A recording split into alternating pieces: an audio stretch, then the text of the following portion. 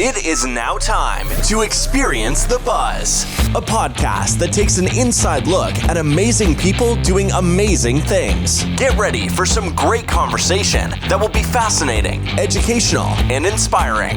We will also leave room to help small businesses in a big way. Now, here's your host, entrepreneur Steve Buzzard.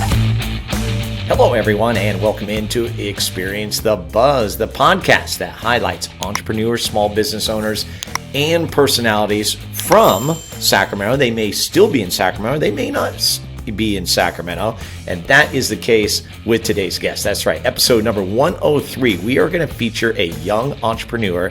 His name is Ryan Bigelow. He is 20 years of age. And I'm going to leave it at that because when you listen to the interview, you will see it's a progression. We're going to kind of get the background of this young kid that really is beyond his years. And what he's doing now is amazing. And when he reveals to you what his schedule is on a daily basis, and he does so today, you're just going to be mind blown. You're going to be like, how does a 20-year-old possess this gift? And he certainly does that. And Ryan Bigelow, definitely a great conversation coming your way. I've been very excited about this one because, you know, entrepreneurs comes in all shapes and sizes, ages, and in this case, a young entrepreneur. What does that serve for the people out there? More on Ryan in just a minute. But right now, as always, it is time for What's the Buzz? So check it out, folks. I don't know if you've had an opportunity, but we've kind of branched off with a couple new segments that have nothing to do with this podcast in the sense of entrepreneurs, small business owners, and personalities. But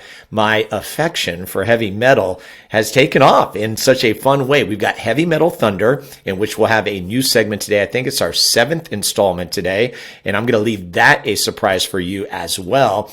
And an offshoot of Heavy Metal Thunder has been our First Look segment. That's right. We even developed a character that is supposedly me back in the 80s.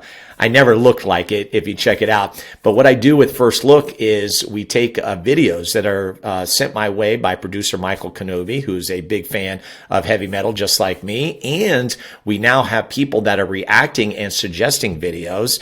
And I simply look at the video. I don't know the band. I don't know the song, haven't heard the sound, haven't heard the video, haven't seen the video, and then just react to it and then give it a rating at the end, much like what we do with Heavy Metal Thunder. It's a lot of fun. Just for example, one of our first videos was a song by Lorna Shore called The Pain Remains. We've already got almost 3,000 views on it, which is pretty cool, you know? And listen, I'm not doing this anything outside of just having a good time. It's a lot of fun. So I invite you, if you go to the YouTube channel, you can see all three of these things. So in audio form, of course, you're going to get the podcast, Experience the Buzz, and you'll get Heavy Metal Thunder because it's incorporated within that. But when you go to the YouTube channel, which is Experience the Buzz, you will not only get Experience the Buzz, Heavy Metal Thunder, but also First Look. And we have them kind of categorized and everything, and you can check them out. And of course, we'd love for you to give it a thumbs up, leave a little comment if you'd like. And again, it's been a fun journey doing this podcast thing. So there you go. That is What's the Buzz? And now to our guest, Ryan Bigelow. That's right, 20 years of age. Like I said, I don't want to give too much away. I'm just going to let the conversation take care of itself. And speaking of conversation, enjoy the conversation.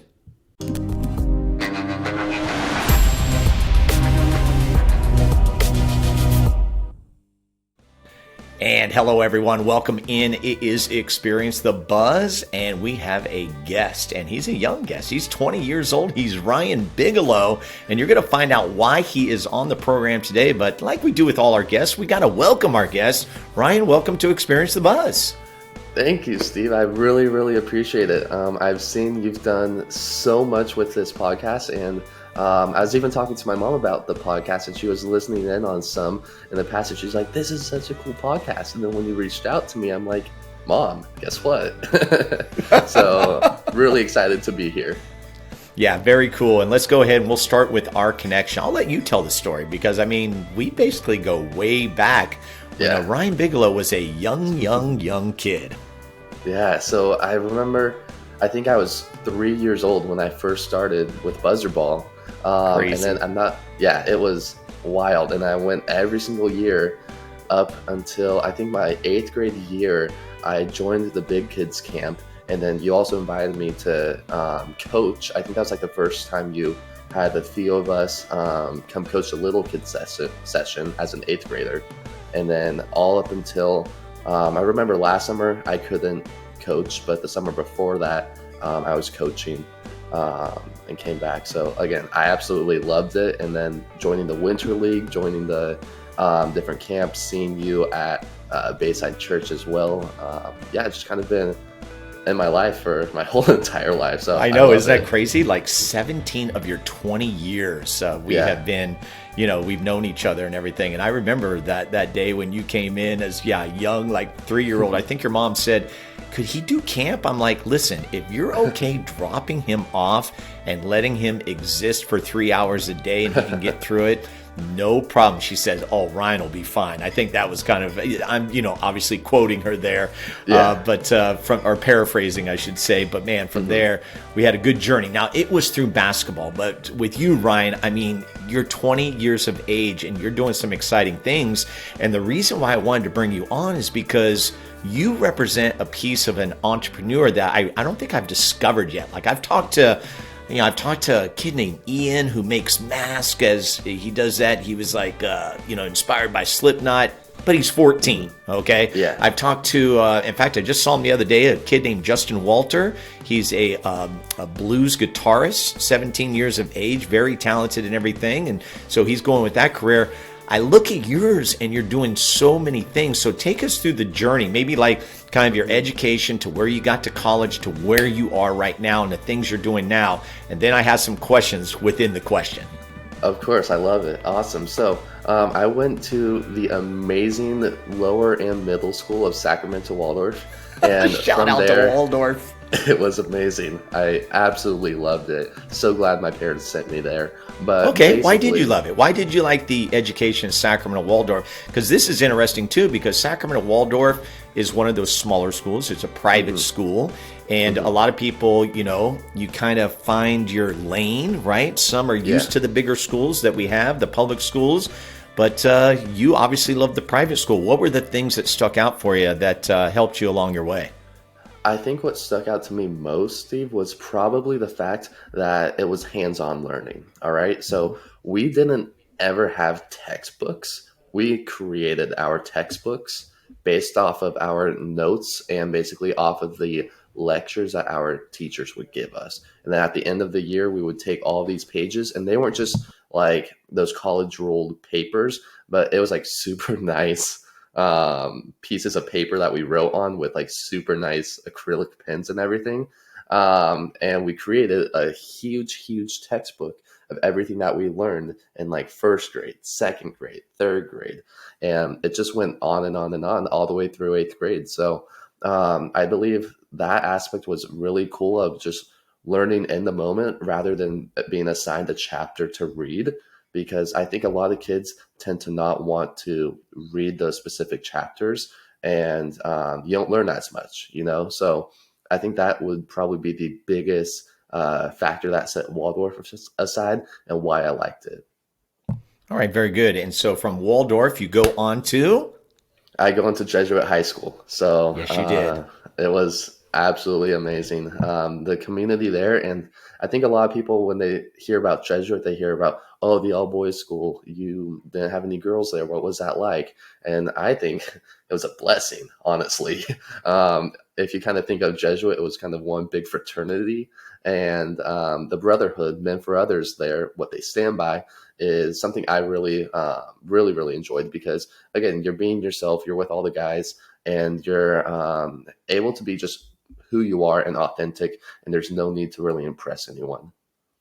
I like that. That was well put. That's actually probably right out of my line that I said when I went to Christian Brothers. Same thing.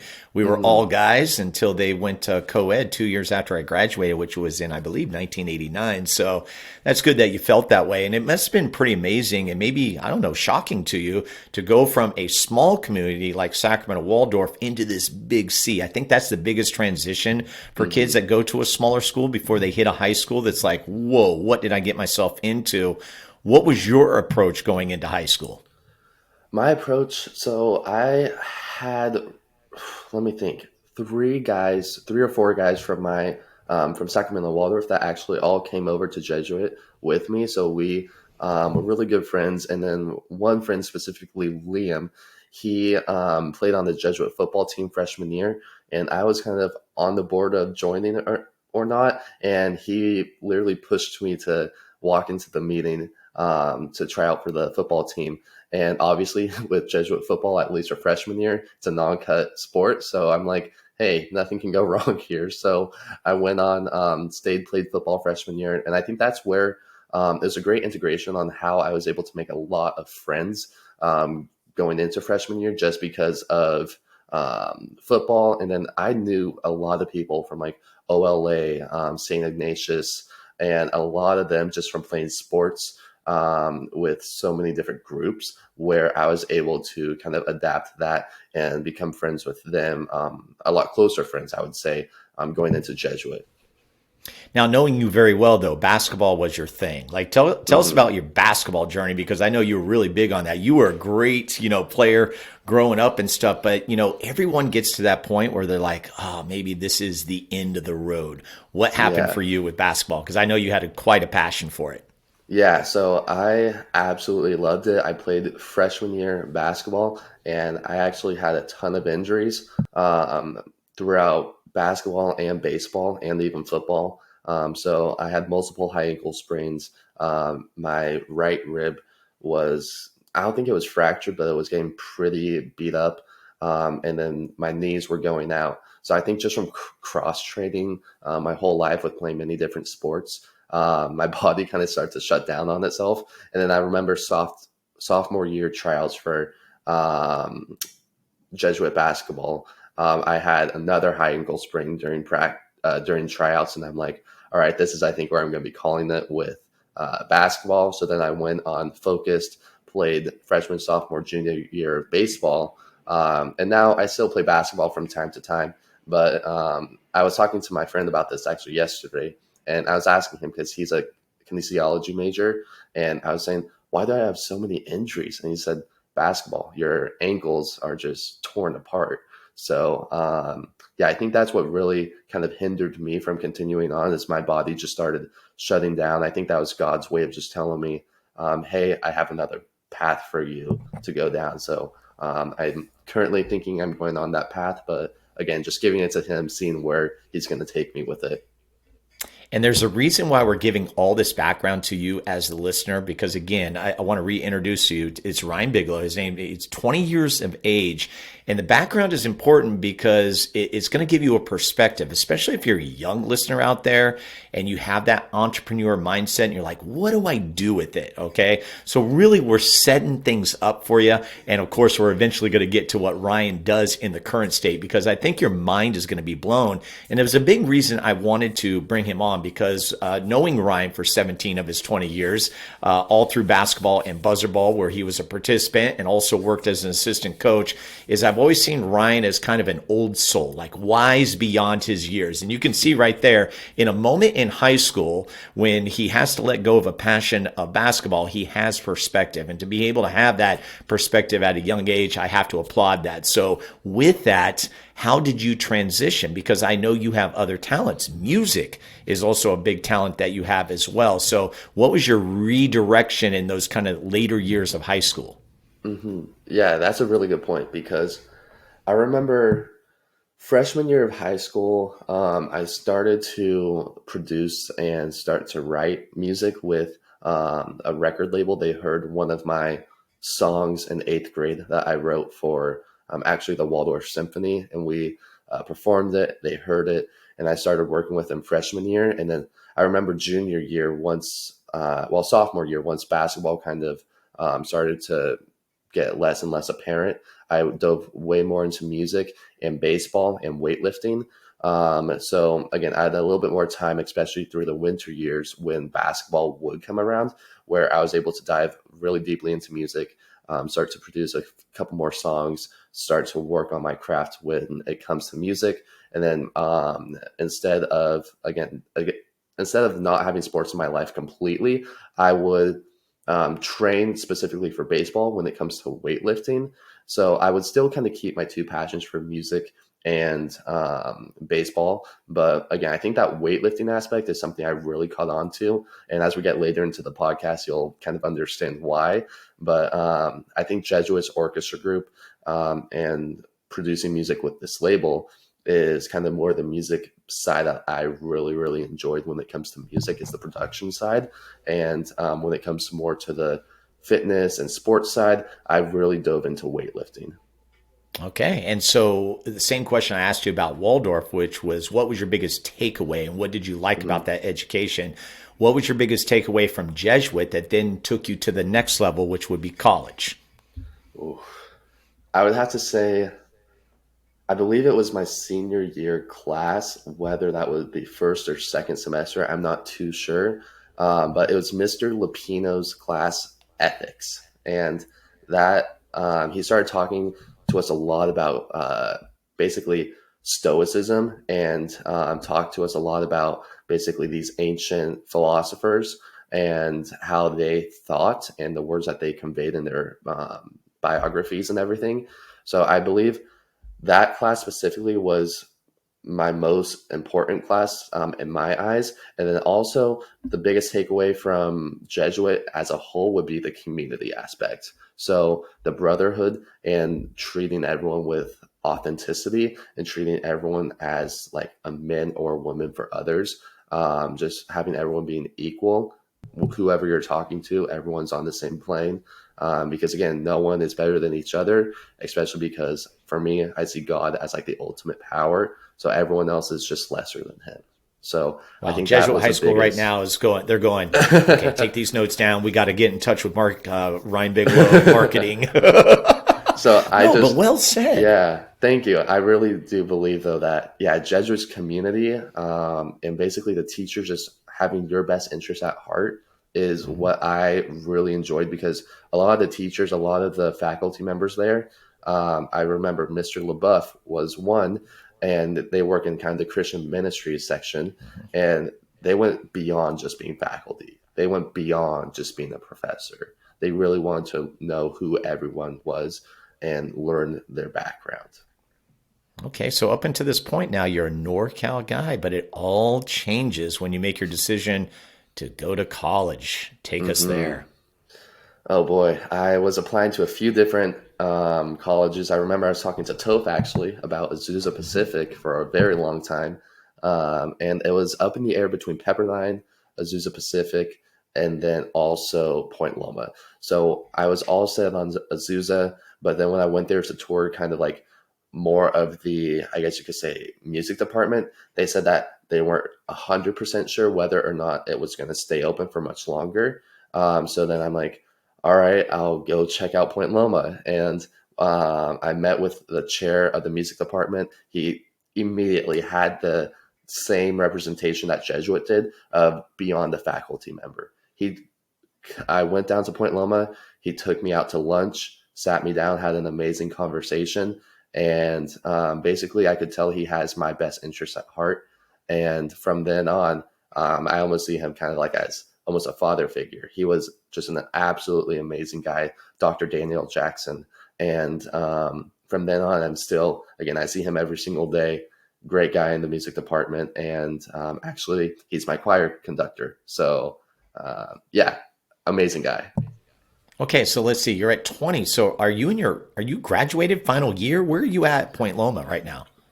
I am a first semester junior. So I'm a double major, business management with a focus in entrepreneurship, and then commercial music with a focus in production is my second major. So I hope I'll be out of there in 4 years. But again, a double major with only one overlapping class. It's a ton of units to get through. So we'll see if I can make it out within the next year and a half. Okay, so expand on that entrepreneur major, because that has always been my big voice of saying, man, I wish more colleges offered this. In fact, it should be right at the top with, if you wanted to be a doctor, a lawyer, entrepreneurs should be like right there or nearby, And so maybe definitely expand upon that about what they offer there at Point Loma. Yeah, so I really enjoyed kind of this entrepreneurship style in their major, because I almost date back like my entrepreneur thoughts to Waldorf because of how much creativity they instilled in us, and the way of thinking of like think for yourself is, I think, where it really stemmed from. So like the classes that I've taken at Point Loma, they have two different like focuses for business management. One is like global studies, and then the other one is entrepreneurship. So with entrepreneurship, we have a lot of creativity and innovation classes when it comes to business. And then we also focus a lot on marketing. And sadly enough, I'm in accounting right now, so hard. But again, I really believe that Point Loma, they have the thought of, again, think for yourself. What does God want you to do? Because again, Point Loma is a Nazarene college. What does God want you to do with your mind, and how can you be the most creative with it?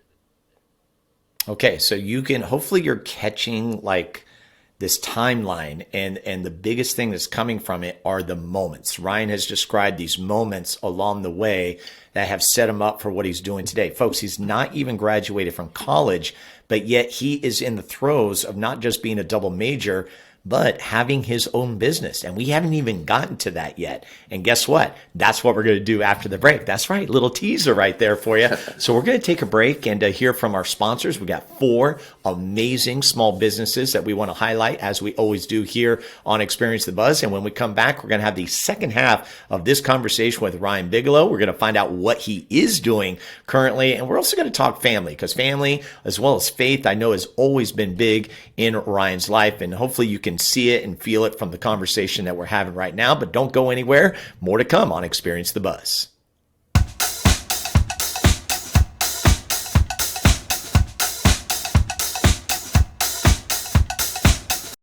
All right, first segment in the books, Ryan Bigelow. Wow, pretty good, huh? What have I told you? It gets better in segment 2, our final segment coming up. This is the opportunity where we like to thank our business sponsors, our small business owners, including Pit Boss Jerky, R5 Stitch and Print, Little Whale Swim School, and Matt the Mortgage Guy. Pit Boss Jerky, there is a number to call. It's called the Order Board. 13 amazing flavors of beef jerky put together by one man. That's right. His name is Joe Green. I've got his phone number for you. That's right. You get direct contact with the pit boss himself, 916-769-6807. His story is actually told right here on Experience the Buzz in episode number 26. Also want to thank R5 Stitch and Print. Proud owner is Troy Rousey. He's got a family. It's a family-owned business, and it's actually a spinoff of his other business, which has to do with motorcycles. And you're like, how did that come about? Well, it's pretty interesting. We actually tell that story in his episode, which is one before Joe Green's, in episode 25. Anything that you need screen printing, embroidery, I invite you to go to R5 Stitch and Print. Their website is r5print.com, or you can call 916-454-3773. And they also have a graphic design artist in-house that can help you with all your needs. Little Whale Swim School, third on the list for this break, and Anya Hall, who is featured in episode number 6. Little Whale Swim School, they are well known. In fact, they are the premier swim school right here in California, in Sacramento. It's very, very popular amongst the kids as well as adults, because they got classes for everybody. It's always summer at Little Whale. It may be raining outside, it might be cool, but here's the cool thing. Speaking of cool, is that the facilities are indoors. That's right. That means you got a nice heated pool, great facility. They're located at 4106 El Camino Avenue. You can find them at littlewhaleswim.com or call them at 916-790-5945. And our final thanks goes to Matt Gouget. He is Matt the Mortgage Guy. Him and his team help with refinances, loans, education, you name it. Matt does it all. Talk about wearing a lot of hats. He's got his own YouTube channel in which he does a live segment every Monday at 6 o'clock, but over 700 videos available. You can check that out by just going Matt the Mortgage Guy on YouTube. He also has a podcast, which is called Get Better Every Day. Actually got to be a guest on that, episode 9. Check that out. And outside of that, doing great things. He helped me and my wife with our refinance from start to finish. Took about a month. Also helped us lower our home insurance and our flood insurance. Those are pretty big deals. So a lot of money saved in this household right here, thanks to Matt and his team. So again, a big thank you to all 4 of our sponsors. Let's get back to our conversation with Ryan Bigelow right here on Experience the Buzz. Like what you hear so far? Make sure you never miss an episode of Experience the Buzz by clicking the subscribe button now. This podcast is made possible by listeners like you. Thank you for your support. It means everything. Now, back to the show. All right, welcome back. Again, a big thank you to our sponsors. I'm just going to mention them again. R5 Stitch and Print, Pit Boss Jerky, Little Whale Swim School, and of course, Matt the Mortgage Guy. That's right, small businesses represented right here on Experience the Buzz. This is episode number 103, and we are visiting with Ryan Bigelow. Ryan is just 20 years of age, but again, this conversation is so important because I'm really hoping that there are some young listeners out there that can really tag onto this conversation, because I think Ryan has a lot to offer. Old soul, wise beyond his years. I'll give him those titles. And we've been talking about kind of just his lead up to where he is right now. So we left off, Ryan, with the fact that, you're double major, you're at Point Loma, things are going well. You're officially a SoCal person. And I say that because, as you mentioned in the opening, I do that kind of that annual call, right? Around, I don't know, probably around April or May. Hey, you want to come back and coach BUZZARDBALL? And I know, sadly, you had to say, yeah, I'm staying in Southern California this time around. That's because you've got a business. And so I want you to just set it up to where it is right now about all the things that you're doing in addition to going to school. All right. Well, let's see. Where do we start? All right. So let's start, the fitness sector. All right. So throughout my life, I don't know if we touched on it beforehand or not, but I've done martial arts my whole life as well, under the studies of Dave Kovar with Kovar Satori Academy. And through there, I was able to take that knowledge, and now I'm an instructor for Krav Maga, Muay Thai, Brazilian Jiu-Jitsu, and the kickboxing. So There's a school, I love it. There's a school up here, down here, I should say, in Southern California called Krav Maga Academy, and then myself and Anna Kazmarov, who is the owner. She's roughly 26 years old, and she is the owner of this establishment, and her and I actually co-lead classes at her school here, where we have roughly 70 individuals coming to take classes from us 5 days a week.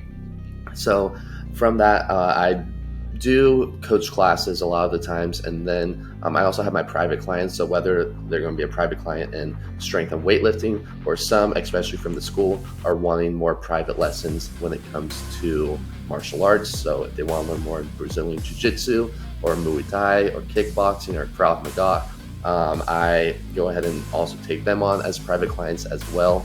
So that's more kind of the in-person type of fitness that I work with. And then also I work online with my team, which is called Move Club.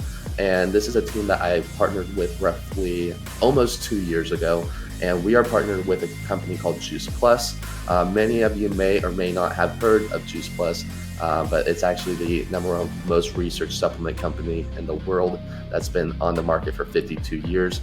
And with my team, our team, it's roughly been on the market for the past 30 years, and they have been partnered with them, and we have roughly a team size of 30,000 people. And in the past couple of years, we've helped over 300,000 people when it comes to their fitness and nutrition. And what I focus on, especially with my team, is mindset and mental health. Mm-hmm. Okay, I kind of got to take that all in, because I didn't know about the martial arts piece. My goodness. Yeah. Okay.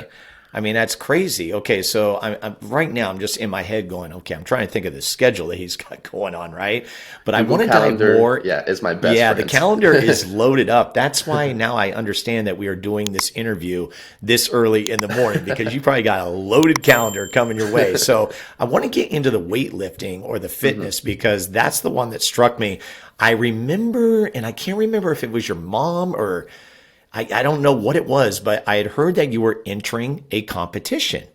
And I'm like, Ryan Bigelow? Like, I didn't, like, to me, you were just, a kid, right? I didn't realize that there was this passion to do this. And I want you to take me through that journey of when you decided, hey, I not only want to do the physical fitness part, but I want to go into competition, because that's a whole different level. I feel like you just have this mindset of like, well, I'm going to try this, and you know what? I'm going to see it through. And you have certainly seen it through, because I think for our cover art, we might use one of those photos that you got going on, right? Where you're looking real good. But tell me about that, because I am fascinated by that. Yeah, so I believe it stems back to the whole basketball situation, Steve. When Okay. I stopped playing basketball, I really got into the gym, started lifting a lot, especially for baseball. And then I fell more into the love of the actual grind portion, which is the lifting section, rather than playing baseball. So from there, I remember sophomore year, I was like roughly 5'7" and 130 pounds. At least, And right? yeah, so from there, yeah, honestly, from there, I just started going to the gym. My mom, I think that's where I get it from, is because she was a personal trainer as well. She did group Okay. fitness forever. And I started going to the gym with her. I went to the gym with my now brother-in-law, Matt Piombo, and just started lifting a lot. And I believe it was coming up to basically my freshman year of college where I put on a decent amount of size, and I had the genetics of a men's physique bodybuilder, where it's kind of like the wider shoulders, smaller waist type of look, which is, some people say, an upside down Dorito. Okay. So basically from there, I'm like, all right, let's try and cut down a little bit. I'll take about 4 months to go ahead and cut down for a show. So I did that, went to a show in Lake Tahoe under the NPC, which is a like confederation of bodybuilding, and from there, I placed third in my class. Okay. All right. And what was that like? Like, just like the research to find that out, to put something in place that would allow you to get the physique that you need to know. And I'm going to ask this question. What about tanning the body? It's a real deal, isn't it? It's a real deal for sure. Oh my gosh. I would say I was scarred going in there as a 19-year-old, being tanned. But I think Oh my gosh. it all came from I worked at Max Muscle Nutrition off of Sunrise Boulevard on the weekends throughout high school. And Okay. Brandon Brockway, he's the owner of that establishment. And I was talking to him, and because I was his only employee at the time, he only usually has an employee. And the employee beforehand was my brother-in-law. So it kind of just like gets passed down almost. So I was talking to him. I've learned a lot about basically micronutrients, fat burners, supplements, proteins, and everything that comes into play when you're like really wanting to put on either size or cut down for your body. And I was talking to him a lot about basically possibly joining a competition. And I think through him is where I got a lot of my knowledge, and just being in Okay. that supplement shop on a Sunday afternoon and just researching everything there is to know about supplements. So was Lake Tahoe, was that your only competition, or did you do any more after that? That is right now my only competition. I'm Okay. looking though, hopefully next summer, if I'm not too busy, or the summer after that, to try and see if I can qualify for a pro card, which is kind of like the next level up for bodybuilding, is having a pro card in it. And then you can start to get endorsements and sponsorships, and actually almost go on quote unquote salary as a bodybuilder. Wow. Okay. So Yeah. it may come back into your life, that's pretty cool. So with doing that competition for you personally, was that like, okay, is it that thing where it's like, here's a goal, I want to achieve it, I did it? Yeah, I believe it almost gave me, especially with what I do now for working in fitness, it's almost an Hmm. establishment of credibility. It's like thinking of, say, if you want to be a coach in the NBA level, right? Or if you want to be a trainer for NBA players. A lot of times, if you didn't even play college ball, it's going to be hard to be that like professional coach, right? So Sure. I almost had to like establish myself in the fitness industry and compete and place decently well, so I can use that almost as a marketing tool right now, just so I can show people, hey, I have some credibility behind me when it comes to working and fitness and nutrition. Where did you get I'm going to call it a gift of how like you deal with people? Like again, within this conversation, you're talking about, hey, I worked at this store. I started talking to this guy and these, the people that you mentioned at Jesuit high school that were beyond teachers that you had, relationships with. Is this something that you see within yourself that you deal with people in such a way that, obviously can benefit you in some way? Not that that's your sole reason, but just kind of putting your heart out there and people seeing that authenticity to where, they can help take you to wherever that next step is. I think, I believe, yes, some of it I've learned, but I think the person who gave me that almost concept of like just loving others completely would have to be my mom. She's like, I guess, the sweetest person you'll ever meet. And Vicky. She has, yep, she has the biggest heart for absolutely anyone and everyone. And she still hounds on me for character. So she's like, have good character. So that's, I think, where I get it from a lot. And again, my circle, Steve, like, yes, there's a lot of different people that I know, but it's very, very almost small from what I think about. Like, it's people in my life that I really, truly, authentically care about have been those people who have basically helped guide my path to where I am today. So for one being you, yourself, another couple at Jesuit, my current professors, and again, when I really lean into people and I see like that gratitude coming back and everything, I love forming just really, really good connections with them. Okay, I love it. I love this transition now to a SoCal guy because that's what you are. And that decision was made when you told me, hey, I'm not coming back to Sacramento for the summer, right? That's when I knew, okay, Ryan's an adult now. And listen, that's a beautiful thing. We love seeing that. I always say, I hate losing great people, but I always know it's going to happen eventually, right? And so you just kind of ride the wave as long as you can. And so now truly being an adult in your own atmosphere, doing all these things that you're talking about, talk about that as a 20-year-old, because we haven't even talked about COVID yet. Okay, we'll come to that and see what kind of your big takeaway was from COVID. But like right now where you are in this space, realizing, I am truly independent, speak to that. I guess a lot of it would be having to have accountability for myself and knowing like I can't slack off. So for me, when it comes to scheduling, when it comes to having all these different quote unquote jobs, it would be making place for my mental health is like my first priority. All right. Because if I don't have like a break somewhere, usually I try and go Friday nights. It's kind of like my decompressing stage, but everything else throughout that week, what I do is really jam pack my schedule. And then every single day I have something small that I look forward to. So whether that's going out to dinner with my girlfriend, whether that's us watching a movie or me going to the gym with one of my buddies, that's just a dopamine spike in my brain that I know, oh, this is something I'm looking forward to for the day. And then over the course of the week, I have something a little bit bigger that I really look forward to. So maybe that's going out to dinner with a lot of my friends. Maybe we're going up north for like 45 minutes. So that's something I can look forward to during the week as well, which is a dopamine spike. And then I learned that always kind of have a trip planned in mind. It doesn't have to be set in stone.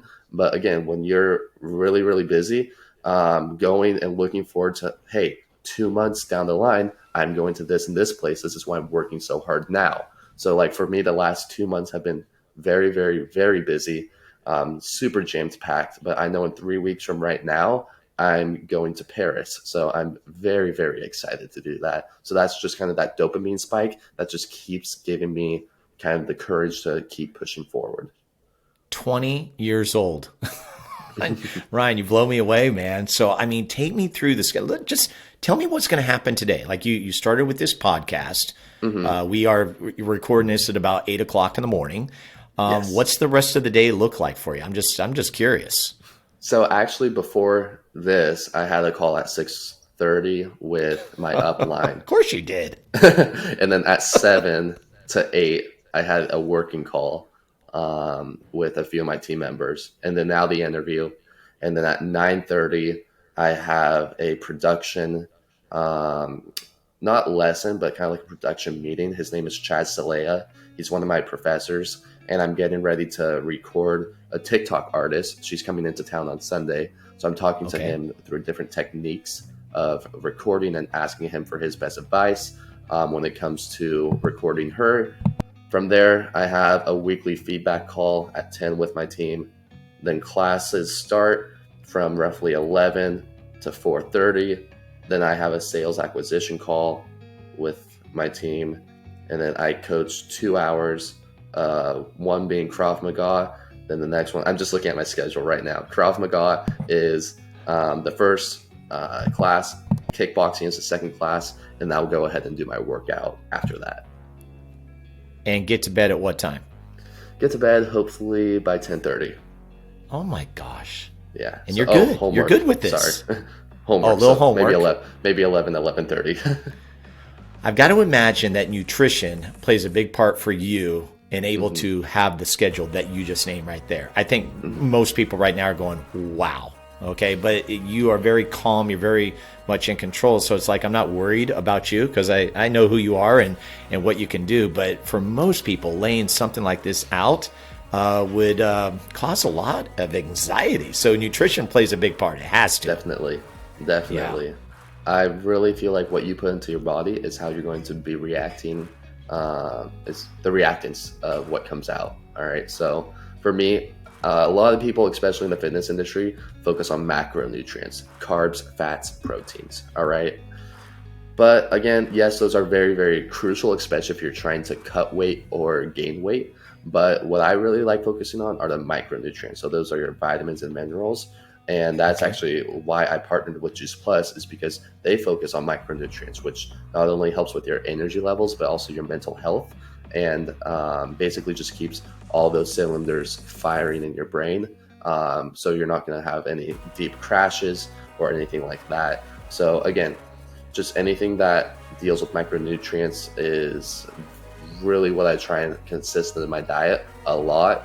And I think that's always stemmed in my life, and indirectly as well, just my mom always feeding me really, really healthy foods, is it's really helped me mentally, and my mind is so much more clear rather than going to Jack in the Box or McDonald's and having just all of those very like saturated fatty foods, because then your mind gets like really fuzzy and really bogged down. So I think it does, again, come back to play with kind of the nutrition side. Wow. You know what I should do is I'll take this portion of our conversation, and in the show notes, I'm going to list your schedule that you just outlined just for people to see. Now, good. You know, the last piece of this puzzle, I will say, is your faith, which I know is absolutely huge. And, you know, you mentioned you do martial arts, you've got your team, you've got Juice Plus, you're doing school, you're doing one-on-one trainings. But I know your faith is big, and you're also involved with the church. And so I think that needs to be mentioned as well. Yes. Church has always been there, from starting with First Covenant Church, where my sisters did dancing. It's now called River City Christian. But we went there for a very long time. I grew up there, was always there. And then once they kind of canceled their Saturday night services, we went kind of church chopped for 3 months to try and figure out what's best for us. And then ended up at Bayside Church, which we've been going to now. I haven't been there, though, in a while, just because I've been down here in SoCal. But whenever we go back to SAC, or whenever I go back up to SAC, I try and go there because I absolutely love it. I still have their app on my phone. I listen to their daily testimonies every single morning.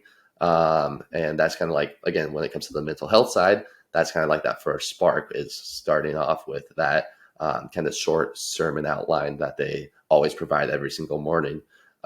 So that's from when I was in Sacramento. Bayside Churches, I was on their outreach team.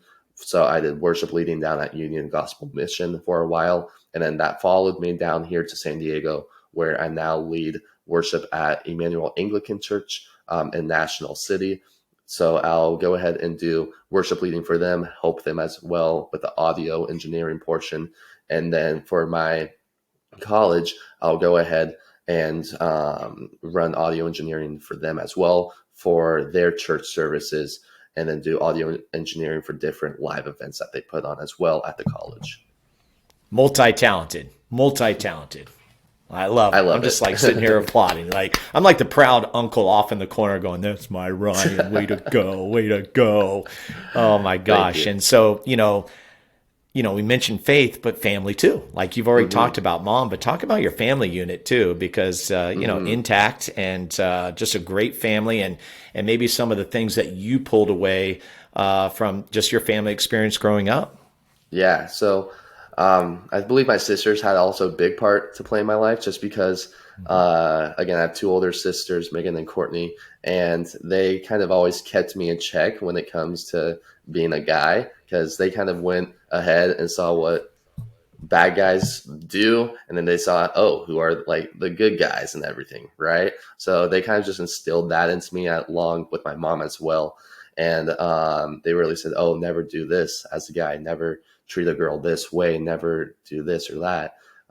So I think they always have kept me in check and kept me accountable for everything. So that's a great way to have that basically just team behind me, making sure that my morals and ethics and characteristics are still there.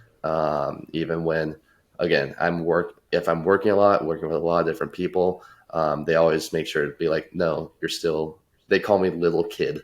Kid. Yeah, they always my sisters call me kid, and then my mom calls me like little kid. So they're always like, you're always still a little kid. So don't. And you will always be that, no matter what you do. Yeah. So they said, no matter how many competitions you go into, exactly. It'll be that way. Yeah. So I have to. Yeah, go ahead. Yeah, sorry. Just growing up with them. Yeah, that's about it. But growing up with them, just making sure I'm staying accountable, staying who I truly should be as like a God follower. I think that's been kind of something big in my life that's really been apparent. So I have to ask you this because I am in the midst, I'm an entrepreneur, as you well know, right? Got my hands in a couple of things. And my latest idea is that I want to create an online course that would help anybody or a team across, it could be the United States, could be the world, do a summer camp or do a basketball league, of which I have the blueprint for.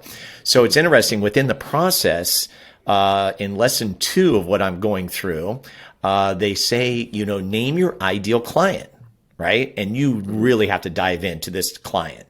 And so it's funny, I started out and I started thinking of who we know, Dylan Lilly. I thought of that. Yeah. As we're having the conversation, though, I'm like, I've got to morph Ryan into that as well, because like to me, you would represent that ideal client. So I just posed this question to you, like with what you know, and this is pretend, could you go run BUZZARDBALL? Like if you had the information, could you go say, I can run BUZZARDBALL, either a summer camp or a winter league? I could do it. I could run it in San Diego. I could run it if I kind of also had your thought process behind it. Gotcha. And basically you and you and Toast, even Max's as well, like I guess projection when it comes to voicing out, right? Because you guys are very extroverted, like passionate people. So I believe if I could, again, learn those values and learn how to really crowd manage would be, then I would say yes, but there would be a few things that I would have to learn and pick your brain about. Okay, this is interesting. So with your permission, what I would like to do is as I go through this process, be able to reach out to you and say, hey, this is what I have. What do you think? Would you be okay with just kind of chiming in on that kind of stuff? Always.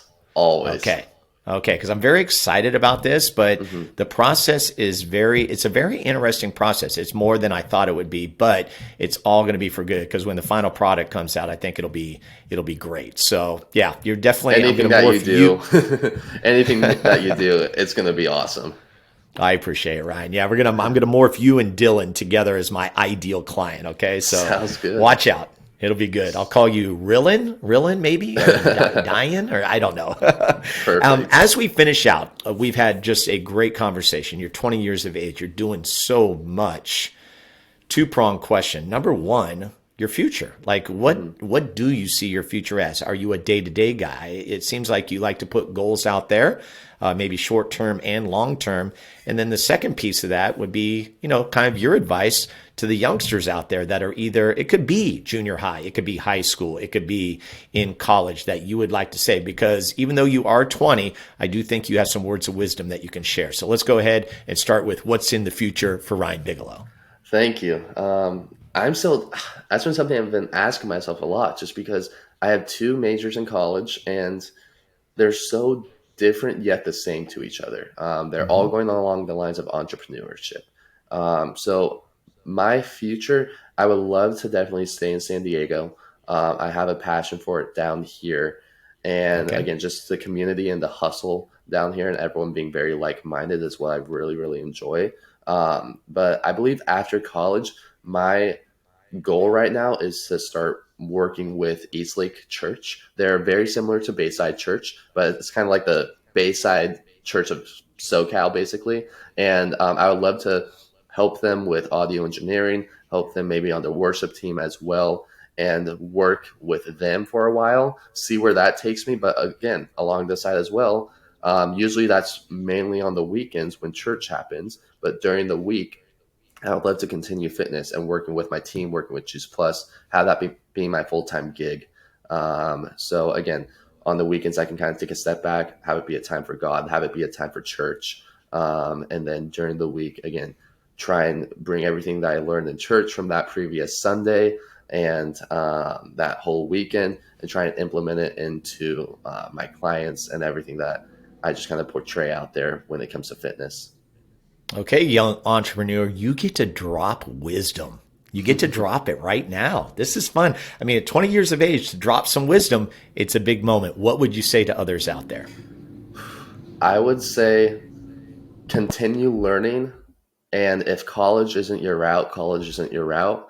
So you don't have to listen to your parents if they say go to college. At the end of the day, it is your decision. So I really enjoy college, especially at the college that I'm at. But if you continuously learn, especially the way our economy and especially the way job opportunities are opening up, they're looking for people with skills. They're looking for people not about their degree. So obviously, if you're going to be a doctor or a lawyer, you're going to need a degree. But especially with skill-based jobs, they're looking for what skills you acquire. So continuously learn and continually ask questions to those who are wanting to be like. So if you have an ideal figure that, I want to be like him one day, go talk to him or go talk to people like him and try and follow the path that they've already paved for you. I absolutely love it. And how can people follow you? What's the best way to follow Ryan Bigelow?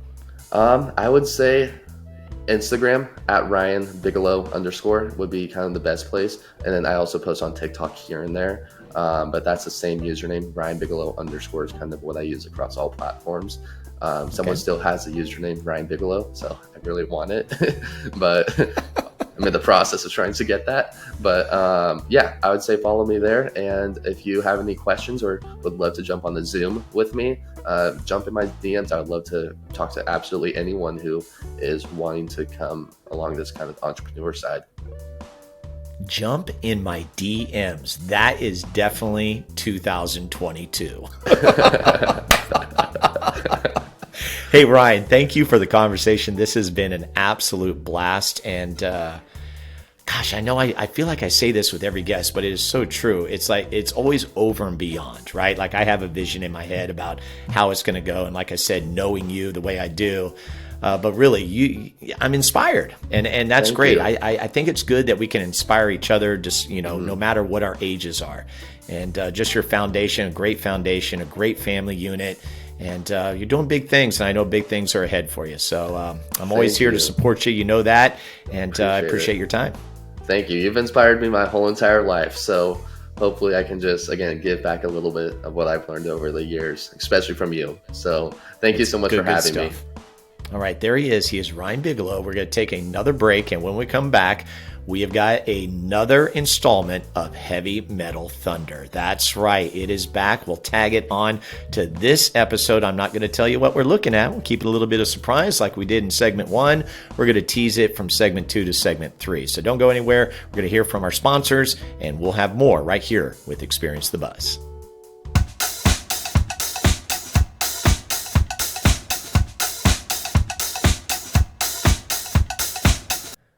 All right, so there you have it, Ryan Bigelow. Big thank you to the young man, 20 years of age. Can't wait to see what he does. I know, like I said in the conversation, big things are certainly ahead. And can you believe that schedule he has? Man, I mean, I can't even maintain something like that. And I've got a lot of energy. Ryan Bigelow definitely takes energy from here up to here. But hopefully you were able to get something out of that no matter what age you are. But I really was hoping that this particular conversation would speak to the young entrepreneur about what it looks like for their future. And again, I just realized, I'd mentioned in the conversation that we didn't even talk about COVID. We didn't even talk about COVID.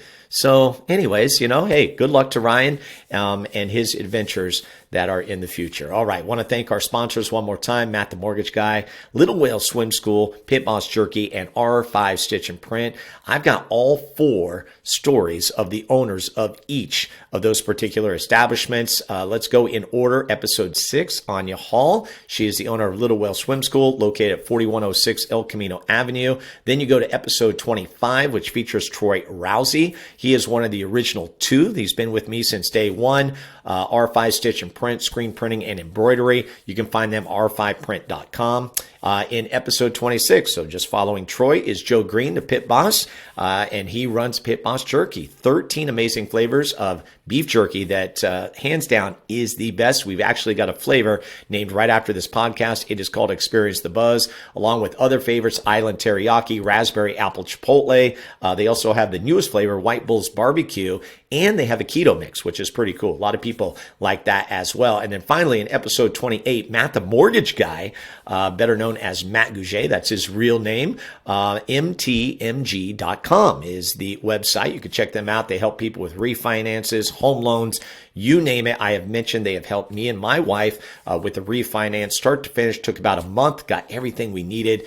Absolute great job by Matt and his team. So now we're going to go to segment number 3, where we've got another installment of Heavy Metal Thunder. Not revealing it, although if you peeked in the show notes, you would find out. Or maybe I'll keep it a mystery until this moment right here. It's Heavy Metal Thunder right here on Experience the Buzz. Enjoy. Like what you hear so far? Make sure you never miss an episode of Experience the Buzz by clicking the subscribe button now. This podcast is made possible by listeners like you. Thank you for your support. It means everything. Now, back to the show. Hello, everyone. It is Steve Buzzard. Welcome in. This is Heavy Metal Thunder. Simply put, taking a look at classic albums. Like today, we are looking at Dio's Holy Diver. I was thinking about it with doing these segments. Like the last time I listened to Holy Diver, like front to start from finish, like was when I was a teenager, because it did debut in 1983. That's right, 1983. And so being able to go back and revisit some of the heavy metal classics, so much fun. Like, for example, let's just kick off with this song. I mean, the opening track, Stand Up and Shout. Now, I had to admit, never got to see Dio in concert. And for that, and then Ronnie James Dio, who's the lead singer, did pass away in 2010. But, I mean, listen to this voice. I mean, it's just classic. It is a classic heavy metal voice. And then we go from that to the classic, Holy Diver, right? I'm just kind of giving you a taste. You're like, well, Steve, where is it? Well, if you remember in Holy Diver, there's this great intro, like, right, you hear the howling of the wind in the background, and the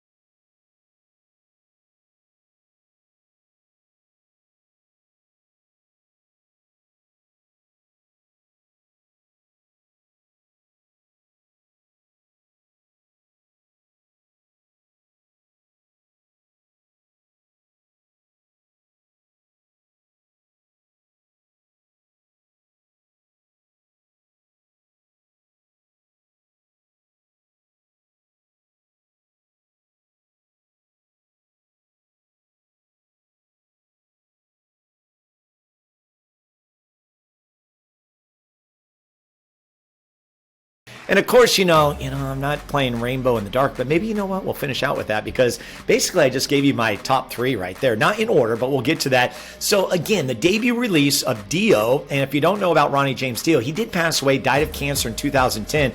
Amazingly, I didn't know this, he never did drugs, okay? He had like a hard upbringing, played trumpet, was a Catholic, being brought up. But when you think of Ronnie James Dio as a singer, he was, in Rainbow. He also took over for Ozzy Osbourne in Black Sabbath for a year.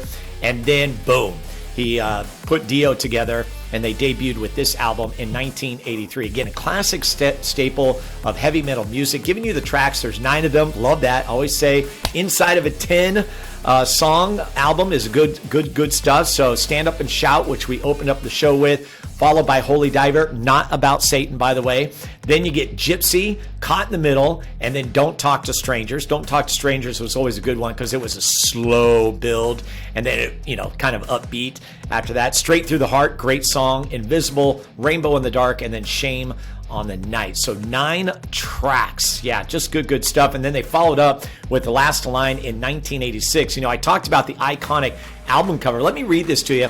It's cool. A guy named Randy Barrett is the illustrator, and it features the band's mascot, Murray. A lot of people thought that was Satan, but it was actually just a demonic creature pulling or whipping a snap metal chain, and a man wearing a Catholic priest attire, which I think signaled kind of the upbringing of Ronnie James Dio. And he's flailing and splashing around in the body of water, wrapped up and locked in the other end of the broken chain. Dio was quick to argue that appearances are misleading, that it could just as easily be a priest killing a devil, wanting people not to judge a book by its cover. I thought that was very witty right there.